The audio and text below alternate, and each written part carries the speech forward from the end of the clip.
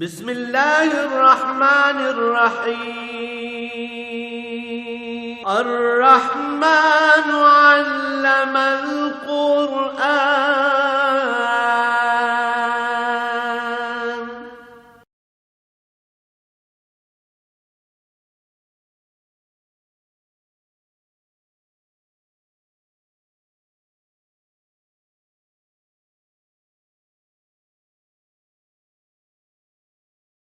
الحمد للہ رب العالمین والصلاة والسلام علی حبیبہ محمد وآلہ وصحبہ اجمعین. اعوذ باللہ من الشیطان الرجیم. بسم اللہ الرحمن الرحیم.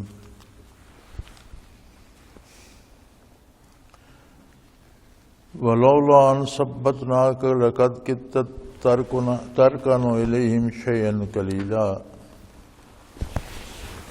اذا لذقناک ضعف الحیات وضعف الممات ثم لا تجد لک علینا نصیرا.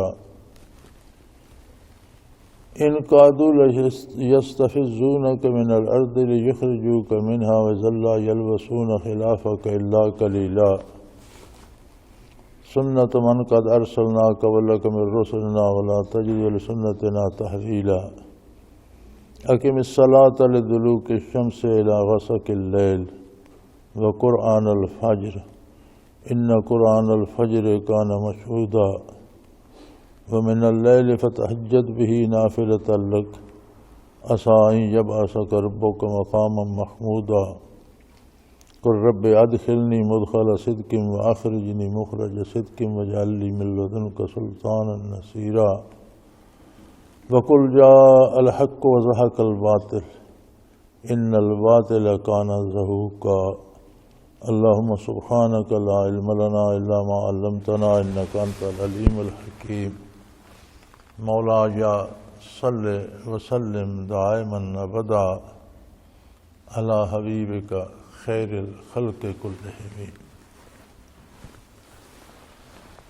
الا اللہ.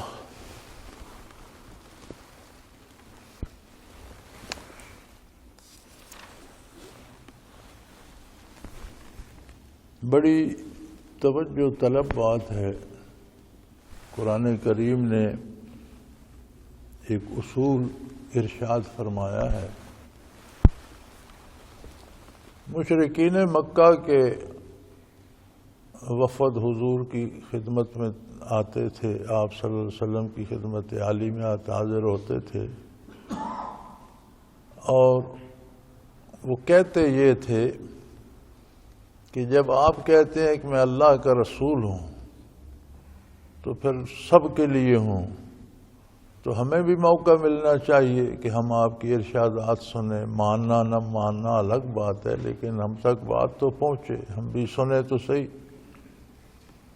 اب مشکل یہ ہے کہ شہر کے جو غریب غربا، غلام، مزدور، اس طرح کے لوگ ہیں، تو وہ بھی آپ کی محفل میں بیٹھے ہوں، اور ہم شہر کے رؤساء اور سردار ہیں، تو ہم وہاں کر کیسے بیٹھ جائیں ان لوگوں کے ساتھ؟ تو آپ ہمارے ساتھ کچھ رعایت کیجئے. جب ہم آئیں تو ہمارا کوئی وقت مقرر کر دیجئے، تو ان غرباء مساکین مسلمانوں کو وہاں سے اٹھا دیا جائے، تو ہم آپ کے پاس بیٹھ کر باتیں سنیں. اللہ کریم فرماتے ہیں کہ آپ کو تو عصمت نبوت حاصل ہے، حفاظت الہیہ حاصل ہے، آپ تو ایسا ہرگز نہیں کر سکتے. آپ کے لیے تو کسی کا امیر یا رئیس ہونا یا فقیر ہونا کوئی معنی نہیں رکھتا. آپ کے نزدیک تو عزت اس کی ہے جو جتنا متقی ہے، جتنا پرہیزگار ہے، جتنا اللہ کا قرب چاہنے والا اور نیک ہے، پارسا ہے. آپ کو اس بات سے کیا غرض کہ کوئی امیر ہے یا رئیس ہے یا کوئی مزدور ہے یا غلام ہے؟ تو اس ہیلے سے یہ آپ کو اپنی طرف تھوڑی سی حمایت حاصل کرنا چاہتے ہیں کہ کچھ ہماری حمایت حاصل ہو جائے. اور یہاں بھی ان کا اپنا تکبر ہے کہ ہماری بھی جگہ بن جائے۔ ایمان لانا ہو تو پھر انہیں مومن ہونا چاہیے، پھر انہیں رئیس اور غلام اور آقا اور غلام اس میں تو نہیں پڑھنا چاہیے، پھر تو مومن سب مومن ہیں۔ تو فرمایا اگر آپ کو ہم ثابت قدم نہ رکھتے، یعنی آپ کے پاس عصمت نبوت نہ ہوتی، تو تخلیقی طور پر بھی انبیاء کا مزاج معصوم ہوتا ہے، نیک ہوتا ہے، پرہیزگار ہوتا ہے، تخلیقی طور پر بھی آپ ان کی طرف متوجہ نہ ہوتے۔ تو اب تو آپ کو عصمت نبوت حاصل ہے، حفاظت الہیہ حاصل ہے، آپ ہرگز ان کی طرف متوجہ نہیں ہوں گے۔ لیکن بفرض محال اگر ایسا ہوتا کہ آپ تھوڑے سے بھی ان کی طرف متوجہ ہو جاتے، ان سے زیادہ رعایت کرتے، ان کی حمایت کر لیتے قلیلا، تو اس کا نتیجہ یہ ہوتا ہے ذلّا ذقنا کدیف الحیات و دیف الممات، تو زندگی میں بھی ایسا کرنے والے کو اللہ کریم دگنا عذاب دیتے ہیں، زندگی مشکل ہو جاتی ہے، اور بعد از مرگ بھی، بعد از وفات بھی 2 گنا عذاب دیا جاتا ہے۔ ثم لا تجد لک علینا نصیرا، پھر آپ کو ہمارے مقابلے میں کوئی مددگار نصیب نہ ہوتا۔ یہ بہت توجہ طلب بات ہے کہ تھوڑی سی رعایت، تھوڑی سی عزت، تھوڑی سی عظمت کافر کی اگر دل میں آ جائے، بحیثیت انسان جو سلوک انسانوں سے کرنا ہے اس میں تو سب برابر ہیں، جو تعلق مومن کا مومن سے ہے اس میں کافر شریک نہیں ہے، وہ ایمان کا ہے۔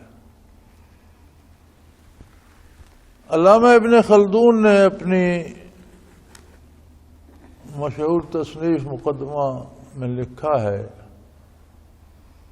کہ کسی قوم کے رواجات اپنا لیے جائیں، لباس ان جیسا بنا لیا جائے، شکل ان جیسی بنا لی جائے، کھانے پینے کی چیزیں ان جیسا وہی طریقہ اختیار کر لیا جائے، تو باقی بھی بہت سے عیوب جو اس قوم میں وہ نظروں سے اوجھل ہو جاتے ہیں اور بندہ اس کے مزاج میں ڈھل جاتا ہے۔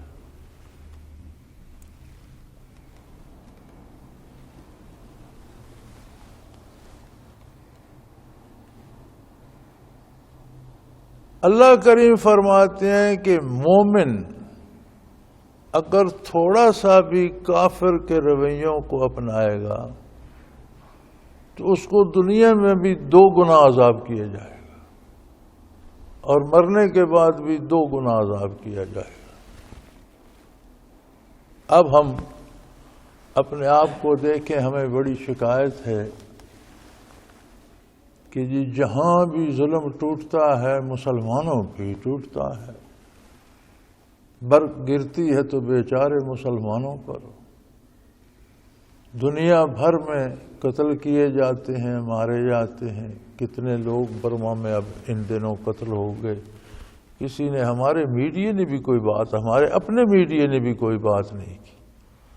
کوئی ایک آدھا عیسائی مر جائے تو پوری دنیا میں شور پڑ جاتا ہے، اور کتنے مسلمان برما میں قتل ہوئے، عراق کا کیا حال ہوا، شام کا کیا حال ہو رہا ہے، لیبیا کا کیا حشر ہوا، کسی نے کوئی بات نہیں کی، کتنے لوگ مارے گئے، کیا ہوا، یہ کیوں ایسا ہو رہا ہے؟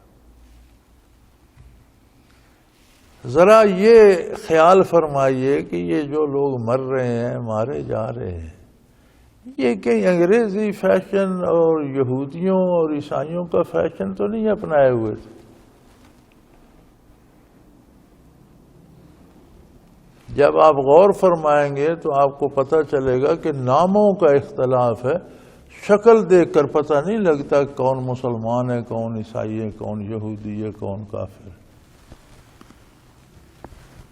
انہیں نماز گراں لگتی ہے، صلات کے لیے ان کے پاس فرصت نہیں، رات 2 بجے سوتے ہیں، فجر کے لیے تو اٹھ نہیں سکتے، 12 بجے اٹھ کے ناشتہ کرتے ہیں، پھر ناشتے کا اہتمام بھی ویسا ہی ہوتا ہے جیسا عیسائیوں یہودیوں کا ہے، اسی طرح ٹیبل سجتے ہیں، چھریاں کانٹے چلتے ہیں، وہی سارا، شکل بھی انہی جیسی ہے، لباس بھی انہی جیسا ہے۔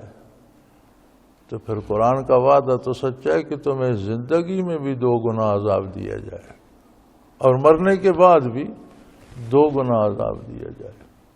تو اب ہم اپنے معاشرے میں دیکھیں، اللہ کے عذاب بڑے بڑے عجیب ہیں۔ ملک ہے، حکومت ہے، عدالتیں ہیں، قانون ہیں، لیکن ہم ایسے بد نصیب ہیں کہ جب اس ملک پر انگریز نے قبضہ کیا تو مسلمانوں کا قانون تھا، مسلمان حکمرانوں کا بنایا ہوا قانون تھا، اور تعلیمی نظام تھا، عدالتی نظام تھا۔ آج بھی جو آپ فتاوی عالمگیری پہ علماء فتوے دیتے ہیں تو یہ اورنگزیب عالمگیر کا ملکی قانون تھا۔ آج بھی عالمگیری سب سے بڑی فتووں کی کتاب ہے اور اسی پہ علماء فتوے دیتے ہیں، تو یہ ملکی قانون تھا۔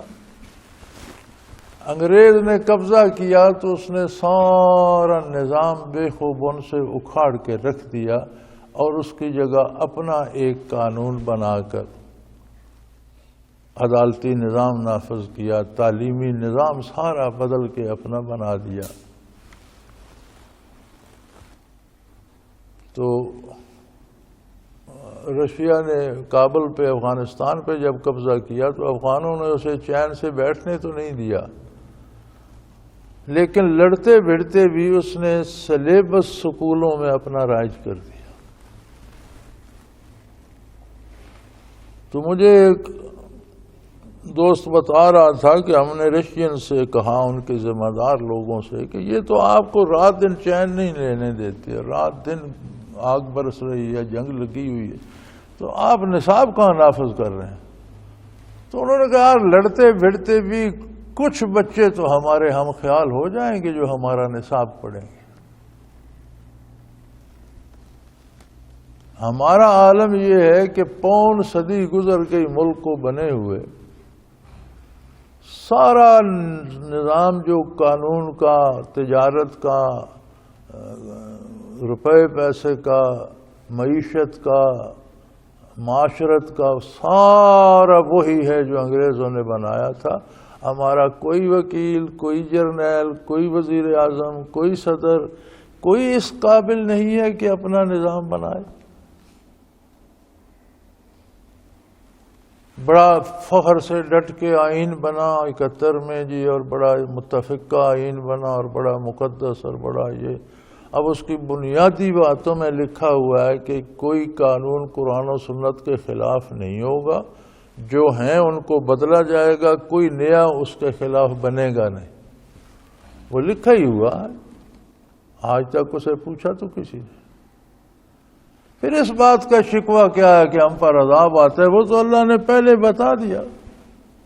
قرآن کریم تو آج سے 1450 سال پہلے اعلان کر رہا ہے کہ اگر تم کافروں کی مشابہت اختیار کرو گے، اگر تم ان کی ذہنی غلامی اختیار کرو گے، اگر تم ان کے ساتھ اس طرح کا رویہ اپناؤ گے تو یاد رکھو اذقناک، تمہیں چکھائیں گے۔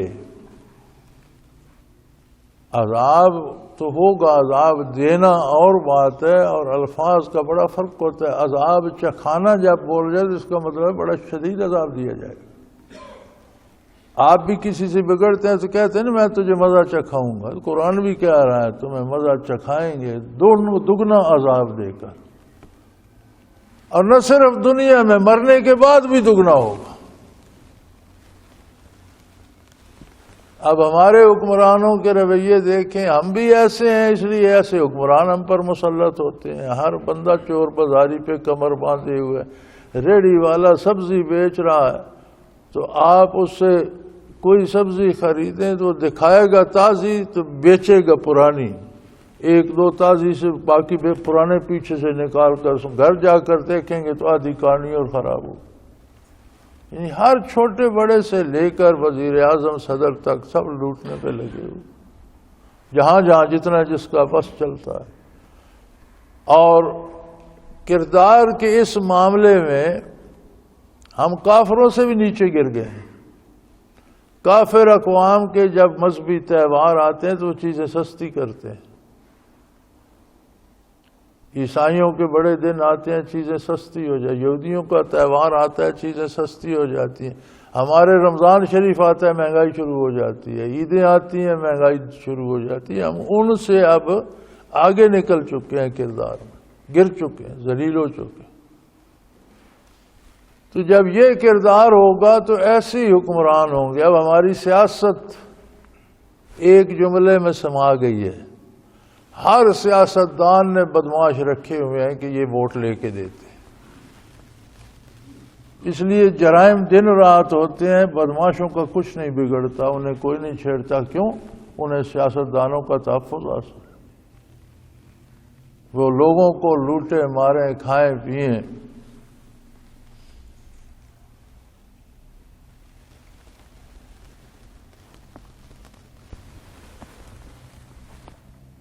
تو یہ سب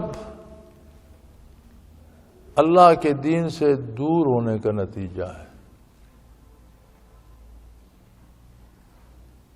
حلیے کافروں جیسے، عیسائیوں جیسے، لباس ان جیسے، بول چال ان جیسی، اپنی زبان بولنا بھی گوارا نہیں کرتے، اپنی زبان میں بات کرنا گوارا نہیں کرتے۔ کتنے فیصد لوگ ہیں ہمارے ملک میں جو پڑھے لکھے ہیں؟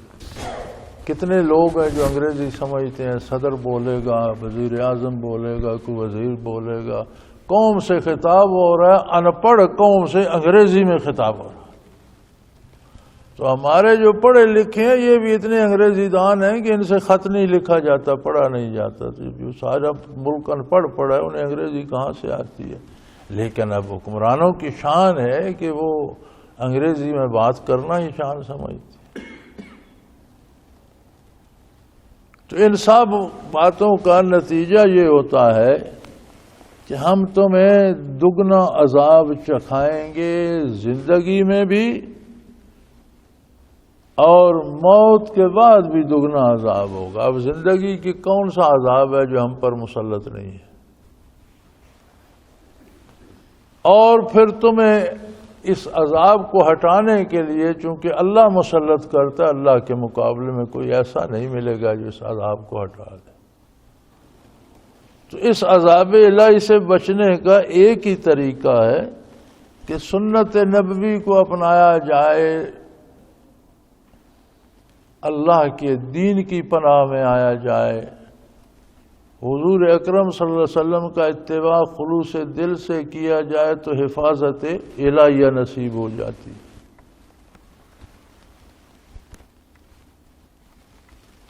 وَإِنْ كَادُوا لَيَسْتَفِزُّونَكَ مِنَ الْأَرْضِ لِيُخْرِجُوكَ مِنْهَا إِذًا لَّا يَلْبَسُونَ خِلَافَكَ إِلَّا قَلِيلًا۔ یہ دوسرا قانون ہے۔ فرمایا کافر مشرک پوری کوشش کر رہے ہیں، ان کی دلی خواہش ہے کہ آپ کو اس سرزمین سے نکال دیں، آپ کو مکہ مکرمہ سے نکال دیا جائے، خارج کر دیا جائے۔ ساری کوشش ان کی یہ ہے کہ اگر ہم دلائل کے میدان میں ناکام ہو گئے ہیں، تبلیغ سے نہیں روک سکتے، تو کم از کم انہیں اپنے شہر سے تو نکال دیں۔ اللہ کریم فرماتے ہیں آپ کے رہنے کی برکت سے یہ کافر مشرک ہونے کے باوجود مامون ہے، جب آپ کو نکال دیں گے تو یہ بھی نہیں رہیں گے، پھر ان پر بھی عذاب شروع ہو جائے گا۔ اِذًا لَّا يَلْبَسُونَ خِلَافَكَ إِلَّا قَلِيلًا، پھر آپ کے بعد بھی چندے ہی رہیں گے، زیادہ دن نہیں رہیں گے۔ اور یہ وہی ہوا جب حضور اکرم صلی اللہ علیہ وسلم نے ہجرت فرما لی، اہل مکہ پر کبھی قحط مسلط ہو گیا، پھر بدر میں ذلیل ہوئے، احد میں مارے گئے، اور سن 8 ہجری میں ان کی ساری شان و شوکت خاک میں مل کر مکہ مکرمہ اسلامی ریاست میں شامل ہو گئی۔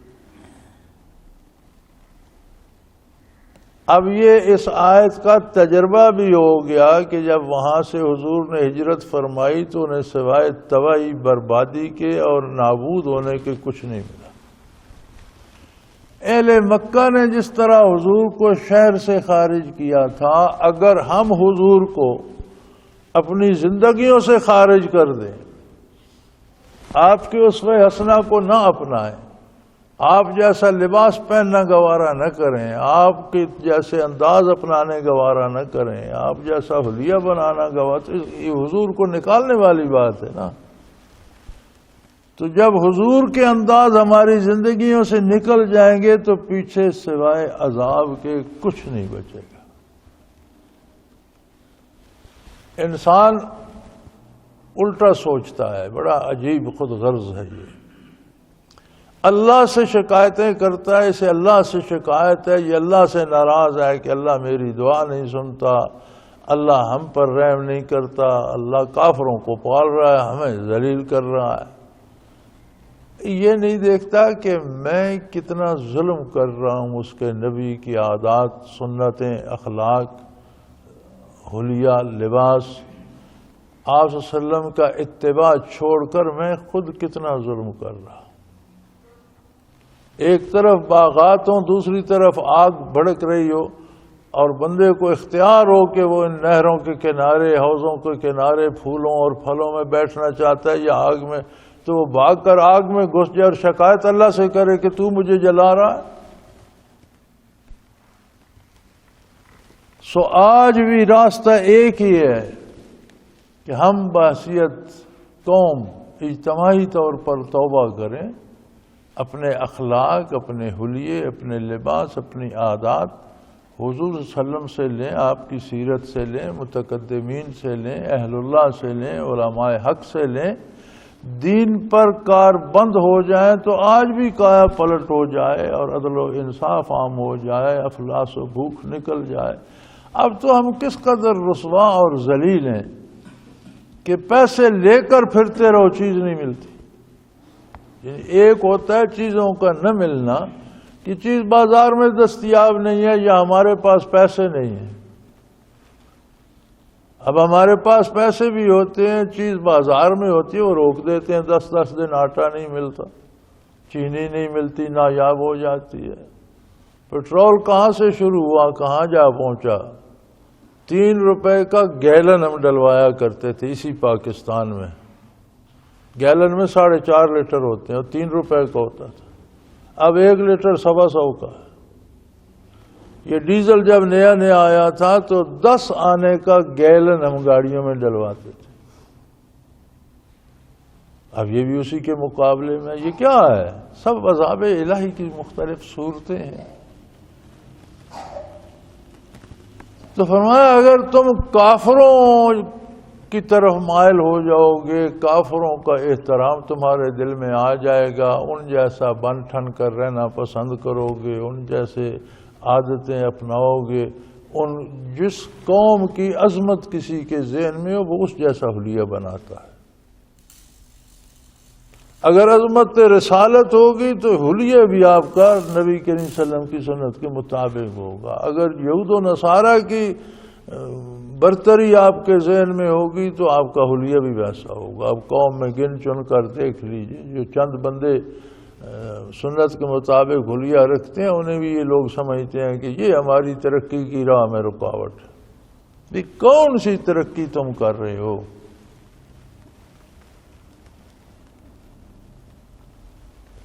اور فرمایا کافروں کی خواہش تو ہے، یہ بڑی شدت سے چاہتے ہیں کہ آپ کو اس سرزمین سے نکال دیا جائے، ہجرت پر مجبور کر دیا جائے، لیکن انہیں یہ بتا دیجئے کہ اگر آپ سرزمین کو چھوڑ دیں گے تو یہ بھی سکھی نہیں رہیں گے، بلکہ رہیں گے ہی نہیں سوائے تھوڑے سے وقت کے۔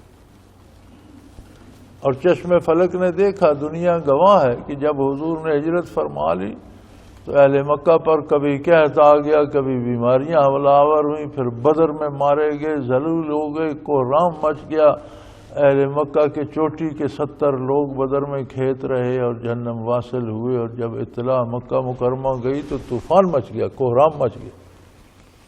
اسی طرح احد میں مارے گئے، ذلیل و رسوا ہوئے، اور 8 ہجری کو سارا وہ ریاست ہی گنوا بیٹھے اور مکہ مکرمہ فتح ہو گیا، اسلامی ریاست بن گئی۔ سنت من قد ارسلنا قبلک من رسلنا ولا تجد لسنتنا تحویلا، فرمایا یہ سنت الہیہ ہے، قانون قدرت ہے، اللہ کا طریقہ یہی ہے، یہ سنت ہے اللہ کی، اللہ کا طریقہ یہی ہے کہ جب جہاں سے قوم انبیاء کو رخصت کر دیتی ہے، مجبور کر دیتی ہے نکلنے پر، اس کے پیچھے صرف تباہی آتی ہے اور کچھ نہیں آتا۔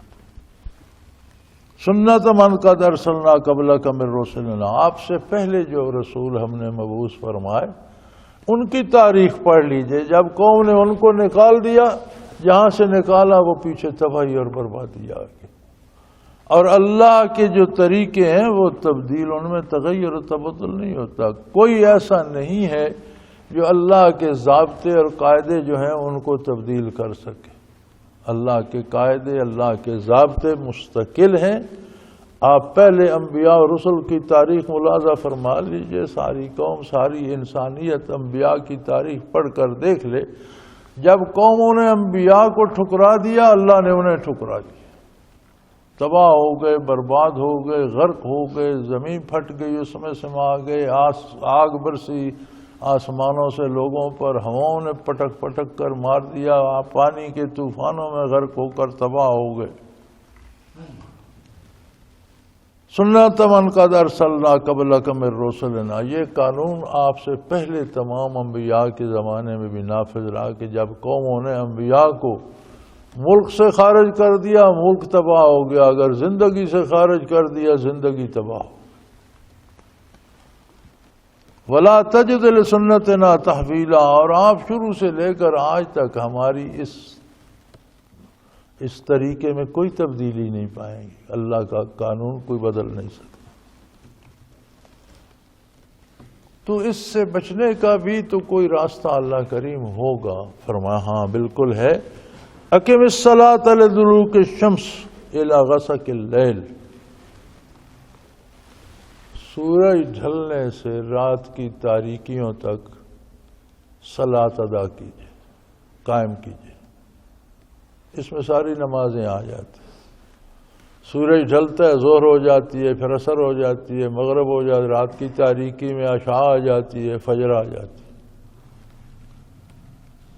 قرآن نے ایک مختصر سا جملہ کہہ کر تمام نمازوں کو باقاعدگی سے اپنا لو۔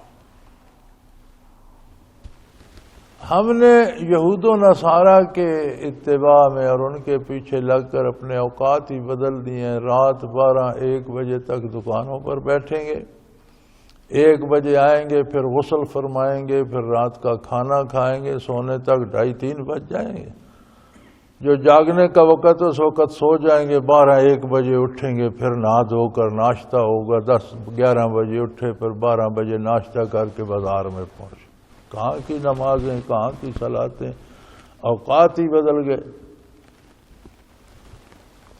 جو فرمایا اقم الصلاۃ، نماز کو قائم کیجئے، لدلوک الشمس الی غسق اللیل، سورج ڈھلنے سے لے کر رات کی تاریکیوں تک۔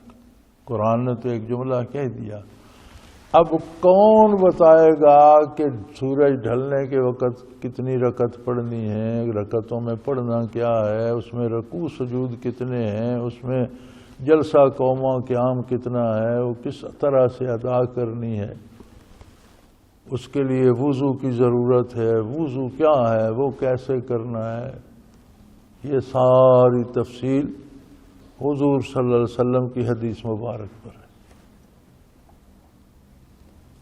اب جو لوگ حدیث کی اہمیت کا انکار کرتے ہیں، یہ حدیث شریف کا انکار، ہمارے پاس قرآن ہے جی ہمارے لیے کافی ہے، وہ بتائیں یہ سب کچھ کیسے سمجھ آئے گا حدیث کے علاوہ۔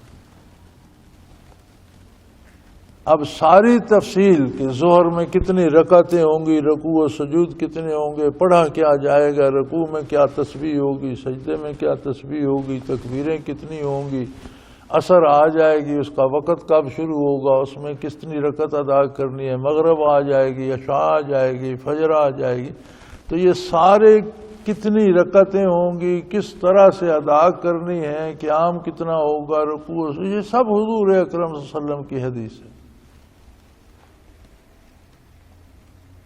اور اس کے ساتھ وقرآن الفجر، علی الصبح قرآن پڑھا کیجیے۔ اگر کوئی قرآن کی تلاوت کرتا ہے وہ الگ بات ہے، ورنہ فجر کی نماز میں، فجر کی صلاۃ میں دونوں 4 رکعت میں قرآن پڑھا جاتا ہے۔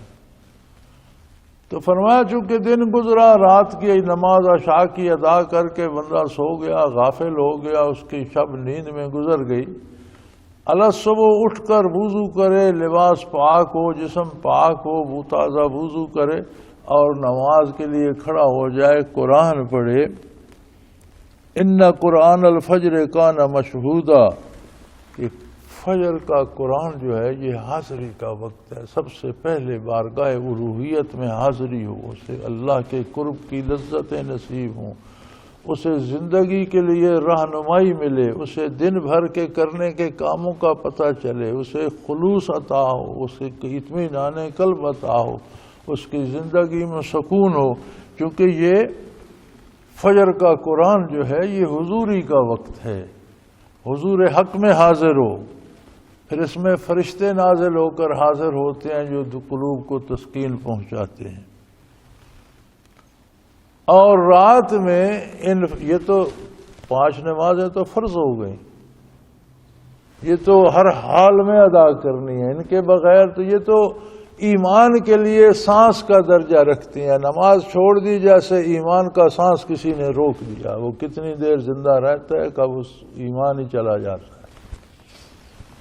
اس کے علاوہ بھی آپ زندگی میں کھانا کھاتے ہیں، اگر یوں ہی گندم کے دانے گرم کر کے بھون کر کھا لیے جائیں تو پیٹ تو بھر جاتا ہے۔ اس کا آٹا بناتے ہیں، پھر آٹے سے مختلف انداز کی روٹیاں بناتے ہیں، کبھی تنوری بناتے ہیں، کبھی نان بناتے ہیں، کبھی پھلکے بناتے ہیں، کتنی طرح کی بناتے ہیں۔ پھر روٹی کھا کر پانی پی لو یار، بھوک تو مٹ جاتی ہے، غذا پوری ہو جاتی ہے، لیکن پھر اس کے لیے سالن بنتا ہے، پھر سالن پہ بھی نہیں جی ساتھ کوئی چٹنی بناؤ جی، اچار بھی چاہیے جی، دودھ لسی چاہیے جی، اس کے ساتھ 50 لوازمات ہوتے ہیں۔ یہ ساری جسم کی غذا ہے۔ عبادات الہیہ اور صلاۃ اور تلاوت قرآن یہ روح کی غذا۔ فرمایا اس کے ساتھ بھی مزید چیزیں بناؤ، اسے بھی مزیدار کرو۔ فرائض تو اپنی جگہ ہیں، وہ ٹھیک ہے، اس کے ساتھ نوافل لگاؤ، زیادہ لگاؤ، آدھی رات کے نوافل تہجد ساتھ لگا لو، یہ بھی لذیذ ہو جائے، روح کو بھی لذیذ غذا ملے، وہ بھی لذت سے کھائے، مزے سے۔ آپ صرف زندہ ہونے کے لیے، زندہ رہنے کے لیے نہیں کھاتے، غذا میں مزہ اور لطف لینے کے لیے بھی کھاتے ہیں، چیزیں بڑھاتے ہیں، تو روح کی غذا میں بھی بڑھاؤ۔ اور روح کی غذا کے لیے کیا کرو؟ من اللیل فتہجد بہ نافلۃ لک عسیٰ ان یبعثک ربک مقاما محمودا، آپ راتوں کو اٹھ کر تہجد نوافل عطا کیجئے، یہ آپ کے لیے زائد انعام ہے۔ نفل کہتے ہیں جو چیز انعام میں ملے، زیادتی میں ملے۔ کسی نے 100 روپیہ لینا تھا کسی سے، اس نے 100 لے لیا، اس نے اسے 50 اوپر انعام دے دیا کہ چلو تم نے مشکل وقت میں مجھے دیے تھے، اب میرے پاس، اسے نفل کہیں۔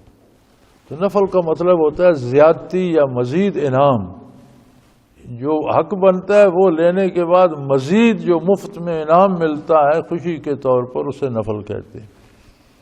اس لیے جو زائد نماز پڑھی جاتی ہے اللہ کی رضا کے لیے، ان سب عبادتوں کو نفل کہتے ہیں۔ تو فرمایا وَمِنَ اللَّيْلِ فَتَہجد بِهِ، رات کو اٹھ کر تہجد ادا کیجئے۔ تہجد جد و جہد سے ہے، اس میں مشقت ہے کہ کچھ دیر سو گئے، پھر آنکھ کھلی، پھر اٹھ کر وضو کیا، لباس درست کیا، قبلہ رو ہو کر پڑھی۔ تہجد کتنی پڑھی جاتی ہے؟ نبی کریم صلی اللہ علیہ وسلم سے جو ثابت ہے کثرت سے، وہ ہے 8 رکعت، اور آپ صلی اللہ علیہ وسلم کی عادت مبارک تھی کہ آپ وتر تہجد کے ساتھ پڑھتے تھے، اس طرح وہ 11 ہو گئے۔ پھر وتر کا وقت ختم ہوا، فجر کا شروع ہو گیا تو 2 رکعت سنت فجر کی پڑھ لیتے تھے تو 13 ہو جاتی۔ ویسے گاہے گاہے آپ صلی اللہ علیہ وسلم سے 6 رکعت بھی تہجد ثابت ہے، 4 بھی ثابت ہے، 4 سے کم نہیں، لہذا تہجد کی نماز جب بھی پڑھی جائے گی اگر کم پڑھی جائے تو کم از کم 4 رکعت ہوں، سنت کے مطابق ہو تو 8 ہونی چاہیے۔ یہ ساری چیزیں سیرت عالی سے ثابت ہیں۔ اگر کوئی دیر ہو گئی، لیٹ ہو گیا، بیمار ہے، طبیعت خراب ہے، اسے ڈر ہے کہ وہ سو گیا تو اٹھ نہیں سکے گا، تو سونے سے پہلے پڑھ لے، عشاء کے بعد کسی وقت بھی پڑھ لے، تہجد ادا ہو جائے۔ تہجد کی نماز جس بندے کو یہ خطرہ ہو کہ میں سو جاؤں گا تو اٹھ نہیں سکوں گا، تھکا ہوا ہے، بیمار ہے، یا بہت دیر ہو گئی یا اب سو گیا تو اٹھ نہیں سکوں گا، تو چھوڑنے کی بجائے سونے سے پہلے پڑھ لیں۔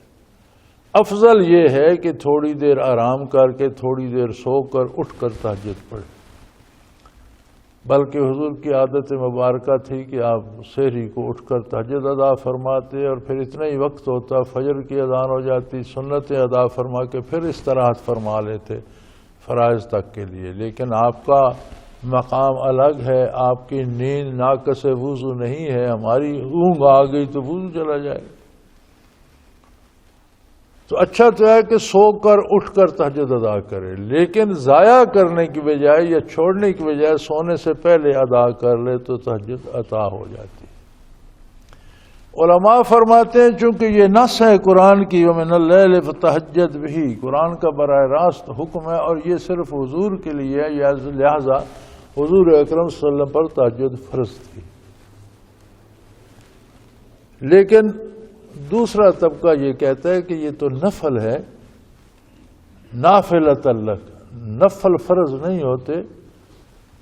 قاضی ثناء اللہ پانی پتی مرحوم نے اپنی تفسیر میں لکھا ہے کہ حضور کے لیے تو نفل تھے، امت کے لیے سنت موقدہ ہے۔ نفل حضور کے لیے تھے کہ اللہ نے فرمایا کہ آپ تہجد ادا کریں، نافلۃ لک آپ کے لیے نفل ہیں، لیکن چونکہ آپ نے ساری عمر ادا فرمائے لہذا امت کے لیے سنت موقدہ ہے۔ یعنی یہ جو ہم پرواہ ہی نہیں کرتے کہ تہجد کی کیا ضرورت ہے، 5 نمازیں ہو گئی، یہ درست نہیں ہے۔ اگر کوئی ادا نہ کر سکے تو اسے یہ احساس رہنا چاہیے کہ ایک سنت موقدہ چھوٹ رہی ہے۔ تو فرمایا رات کو زائد عبادت کیجئے اور انعامات حاصل کیجئے، اس لیے اسائیں یبعثک ربک مقام محمودا، ان قریب اللہ کریم کو، اللہ کریم آپ کو مقام محمود عطا فرمائے گا۔ مقام محمود آپ صلی اللہ علیہ وسلم کا گھر ہے، آپ صلی اللہ علیہ وسلم کا مقام ہے، آپ صلی اللہ علیہ وسلم کی رہائش ہے جنت الفردوس میں، جو جنت کا بھی سب سے اعلیٰ ترین درجہ ہے۔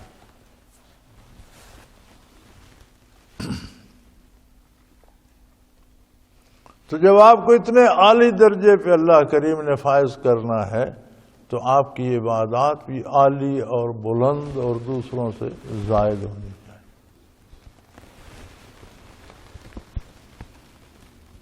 وَمِنَ اللَّيْلِ فَتَہجد بِهِ نَافِلَةً لَكَ، راتوں کو اٹھ کر تہجد ادا کیجئے، یہ آپ کے لیے نوافل ہیں، انعامات ہیں، زائد عبادات، زائد ثواب کا باعث ہیں، اور ان قریب اللہ کریم آپ کو مقام محمود عطا فرمائے گا۔ مقام محمود ایسا الگ مقام و مرتبہ ہے جو صرف حضور اکرم صلی اللہ علیہ وسلم کے لیے ہے اور آپ کا مقام عالی ہے۔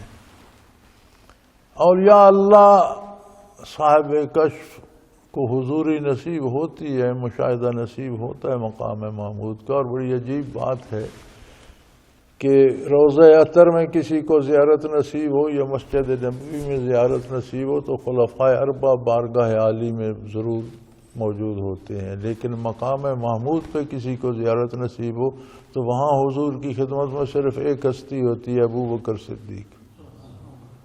یہ بڑی عجیب بات ہے، کیونکہ ابو بکر صدیق رضی اللہ عنہ کو معیت الہی میں شراکت ہے نبی کریم صلی اللہ علیہ وسلم کے ساتھ، ان اللہ مغانا، ہم دونوں کے ساتھ اللہ ہے۔ وہ جو معیت میں شراکت ہے وہ ان کو وہاں بھی نصیب ہے۔ مقام محمود پر کسی کو زیارت ہو تو حضور کے ساتھ سیدنا ابو بکر صدیق جلوہ افروز ہوتے۔ پھر اس سے بہت آگے اور بہت اعلیٰ ترین مقامات ہیں۔ آپ صلی اللہ علیہ وسلم کی بارگاہ روضہ اطہر میں بھی ہے، مسجد نبوی میں بھی ہے، آسمانوں پر بھی ہے، عرش عظیم پر بھی ہے۔ عالم امر بھی ختم ہو جائے تو اس سے آگے بھی آپ صلی اللہ علیہ وسلم کی بارگاہ عالی موجود ہے، دربار رسالت پناہی موجود ہے۔ وہاں بھی اگر کسی کو وہاں تک رسائی نصیب ہو، جو آسان نہیں ہے الا ماشاء اللہ، تو وہاں بھی ابو بکر صدیق رضی اللہ عنہ حضور کی محفل میں موجود ہوتے۔ بقل رب ادخلنی مدخل صدق واخرجنی مخرج صدق واجعل لی من لدنک سلطانا نصیرا۔ اگر یہ اسی بات پہ مصر ہے کہ آپ کو ہجرت پہ مجبور کر دیا جائے، آپ صلی اللہ علیہ وسلم کو شہر سے خارج کر دیا جائے، تو یہ اپنا نقصان کر رہے ہیں۔ جب آپ تشریف لے جائیں گے بچیں گے یہ بھی نہیں، یہ بچے ہوئے آپ کے تو فعل ہے۔ یعنی کوئی بندہ بھی مصیبتوں سے، اللہ کی گرفت سے، اللہ کے عذابوں سے بچنا چاہے تو اگر حضور کے شہر میں رہ کر کافر مشرک جو حضور سے دشمنی کرتے تھے وہ بھی بچ جاتے ہیں، تو کوئی حضور پر ایمان لا کر آپ کا اتباع اختیار کر لے تو وہ دنیاوی عذابوں سے بھی بچ جائے گا، اخروی عذابوں سے بھی بچ جائے گا۔ یعنی پناہ گاہ جو ہے وہ ذات اقدس محمد الرسول اللہ ہے۔ آپ کے سائے میں آ جائیں، آپ جیسے لگیں، آپ جیسے کام کریں، آپ کی طرح اللہ اللہ کریں، آپ کی طرح حلال کھائیں، حرام سے بچیں، سچ بولیں، جھوٹ سے بچیں، آپ کا اتباع اختیار کر لیں، آپ اللہ کی پناہ میں آ گئے۔ سو فرمایا اگر یہ اسی پہ بضد ہیں تو آپ یہ شہر چھوڑ دیجئے، ہجرت فرما لیجئے، لیکن پہلے دعا کیجئے، رب ادخلنی مدخل صدق، اے اللہ میرا داخلہ جہاں تو مجھے چاہتا ہے وہاں میرا پہنچنا اور داخلہ بہت اچھی طرح صدق سے کیجیے۔ دیکھیں چھوڑ رہے ہیں شہر کو، مکہ مکرمہ کو، لیکن پہلے چھوڑنے کی بات نہیں کی، پہلے اگلے ٹھکانے کی بات کی، اور یہ دعا خود اللہ نے تعلیم فرمائی کہ دعا کیجئے رب ادخلنی مدخل صدق، یا اللہ جہاں تو مجھے پہنچانا چاہتا ہے مدینہ منورہ میں، جہاں میں نے پہنچنا ہے وہاں میں بہت اچھے مبارک اور سچے اور کھرے انداز سے داخل کر مجھے، وَأَخْرِجْنِي مُخْرَجَ صِدْقٍ، اور جہاں سے نکالنا چاہتا ہے وہاں سے بھی میرا نکلنا کھرا، سیدھا، سچا اور حق پر ہو، کسی کی اس میں حق تلفی نہ ہو، کسی کو اس میں دکھ اور رنج نہ ہو، کسی کو تکلیف نہ پہنچے، میرا داخلہ بھی مبارک ہو، میرا یہاں سے نکلنا بھی حق پر مبنی ہو۔ اور پھر آپ نے دیکھا حضور اکرم صلی اللہ علیہ وسلم نے ہجرت فرمائی،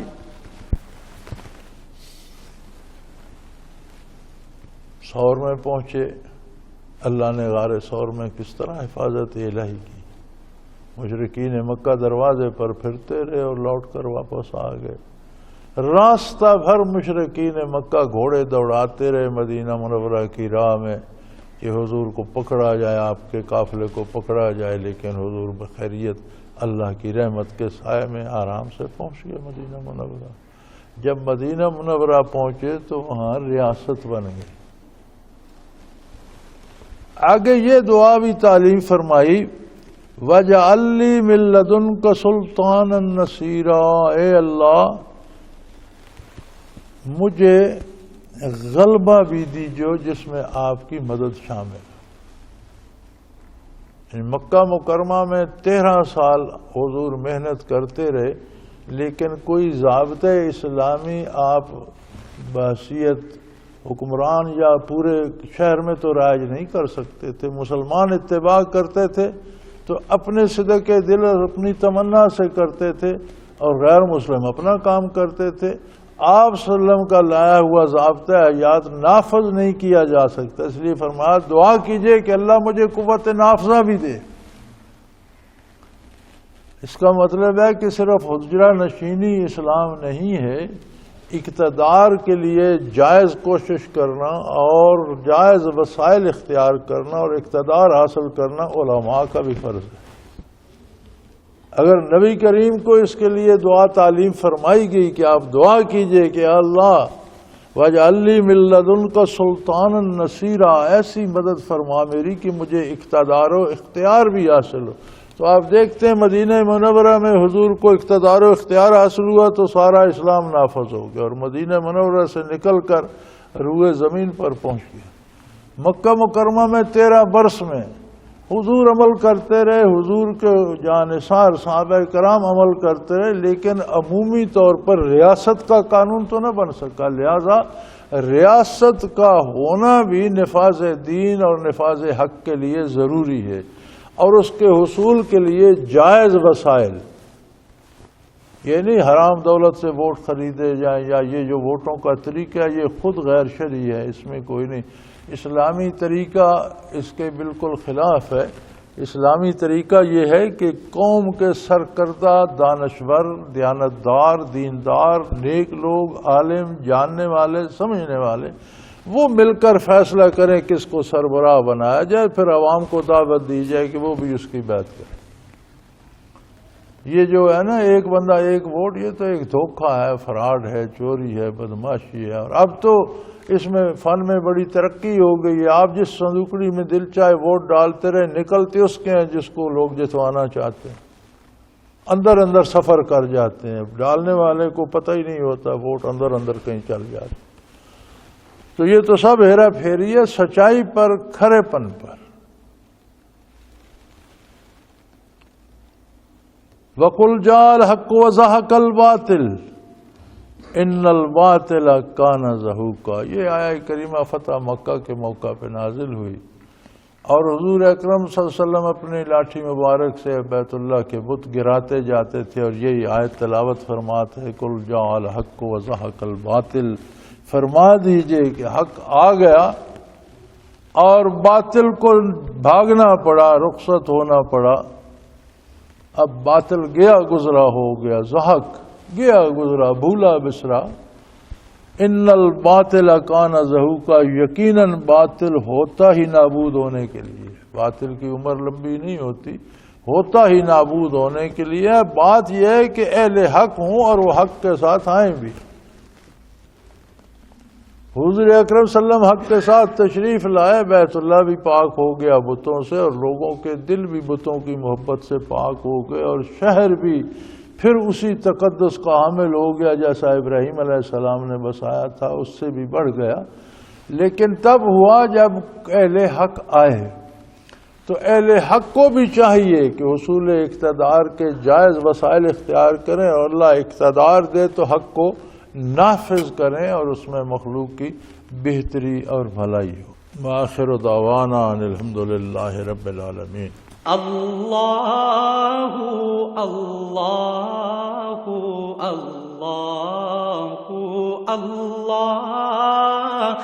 اللہ اللہ اللہ اللہ۔ حضرت امیر محمد اکرم آوان مد ذلہ العالی دارالعرفان منارہ ضلع چکوال میں سالہ سال سے قرآن و حدیث کے اوپر خطابات کر رہے ہیں، اور سلسلہ نقشبندیہ اویسیہ کے مطابق لوگوں کو ذکر الہی کی تربیت دے رہے ہیں۔ وہ قرآن پاک کی تفسیر ترتیب وار بیان کر رہے ہیں۔